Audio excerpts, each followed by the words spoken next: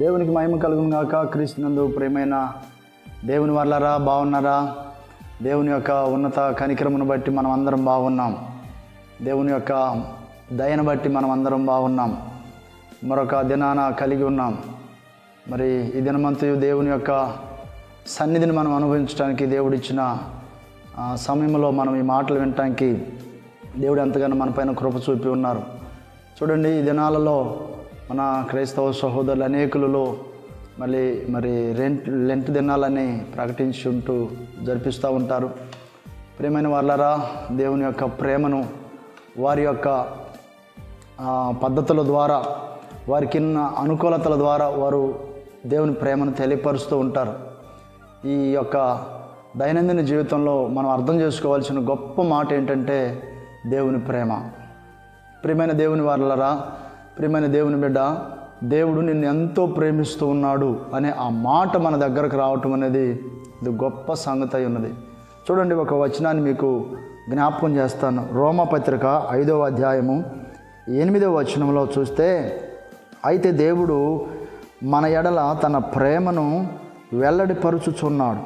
ఎట్లనగా, మనం ఇంకనూ పాపులమై ఉండగానే క్రీస్తు మన కొరకు చనిపోయెను. ఎంత అద్భుతమైన ప్రేమ! దేవుడు మన ఎడల తన ప్రేమను వెల్లడిపరుస్తూ ఉన్నారు. చూడండి, ప్రేమిస్తున్నాను అనగానే అది నోటితో చెప్పటం కాదు, కానీ మాట చెప్పటం కాదు, కానీ క్రియలేని ప్రేమ వ్యర్థం, క్రియలేని విశ్వాసము వ్యర్థము. దేవుడు ఎంత గొప్ప ప్రేమను మన పట్ల కనపరిచున్నారంటే, తన సొంత కుమారుడైన క్రీస్తును మన కొరకు ఇచ్చుటలో వెనుదిరగనటువంటి ప్రేమ, గొప్ప ప్రేమ. మనం ఇంకనూ దేవుని ఎరగని వారమై ఉన్నప్పుడు, ఇంకనూ పాపులమై ఉన్నప్పుడు మనల్ని ఎంతగానో ప్రేమించిన దైవ ప్రేమ. ప్రేమించినటువంటి వారు ఏదో ఒకటి ఇస్తూ ఉంటారు కదా, వస్తువో పదార్థాలో ఏదో ఒకటి గుర్తుగా ఇస్తూ ఉంటారు కదా. ప్రియమైన దేవుని వాళ్ళరా, ఈ గొప్ప ప్రేమమూర్తి తన ప్రాణమునిచ్చి ఉన్నాడు. ఎవరి కొరకు? పాపులైనటువంటి ప్రజల కొరకు. నేనే పాపం చేసినానని అనుకోవద్దు. మనుషుడు జన్మ కర్మ పాపి అని తనకు తెలియకుండానే అనేక దోషాలు, అనేక అపరాధాలు చేస్తూ పితరుల యొక్క శాపములను అనుభవిస్తూ మనుషుడు సతమతమవుతూ ఉన్నాడు. మొదటి మానవుడైన ఆదాము దగ్గర నుండి జరుగుతున్న ప్రక్రియ అలాగనే అయిపోయినది కదా. దేవుడు మన పట్ల ఎంతో ప్రేమను కలిగి ఉన్నాడు. ప్రాణం పెట్టిన దేవుని యొక్క ప్రేమ. అనుకుంటున్నావా నన్ను ఎవరు అర్థం చేసుకోలేదని? అనుకుంటున్నావా నన్ను ఎవరు అర్థం చేసుకోరు అని? ఎవరు అర్థం చేసుకుంటే ఏమైంది, చేసుకోకపోతే ఏమైంది?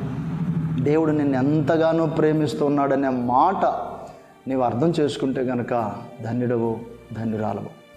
దేవుడు ఎప్పటికీ నిన్ను ఎంతో ప్రేమిస్తూ ఉన్నాడు. ఒక చిన్న ప్రార్థన చేయాలని కోరుతా ఉన్నాను. ప్రేమగల ఉన్నతమైన తండ్రి, మీ గొప్ప నామమునకు కృతజ్ఞతలు. తండ్రి, ఈ మాటలు ఎందరైతే ప్రియ ప్రజల దగ్గరకు మీరు తీసుకుని వెళ్ళి ఉన్నారో, మీరు ప్రేమించుచున్నారనే సంగతిని అర్థం చేసుకోవటానికి సహాయం ఇచ్చేయండి. మిమ్మల్ని కలిగిన వారైనను అయ్యా ఇంకనూ మీ ప్రేమను లోతుగా అర్థం చేసుకోవటానికి సహాయం చేయండి. ఈ ఉదయకాలపు నాయన ధ్యానాలు మరొక సమయంలోనైనా చూస్తారు కనుక మీ సన్నిధిలో ఉన్న నాయన ఆశీర్వాదం, దీవెన అయా ప్రియ సహోదరులు అనుభవించట్లో కృప చూపండి. మనవులు అంగీకరించినారు తండ్రి, మీకు స్తోత్రం. యేసయ్య పరిశుద్ధ నామమున అడిగి వేడుకొంచున్నాం తండ్రి, ఆమేన్. మన తండ్రి అయిన దేవుని ప్రేమ, మన రక్షకుడు యేసుక్రీస్తు ప్రభువు వారి కృప, పరిశుద్ధాత్మ దేవుని సన్నిధి సహవాసం చేరువని మనకందరికీ దేశం మీద సకల పరిశుద్ధులకు సదాకాలము తోడై ఉండి నడిపించును గాక. ఆమేన్.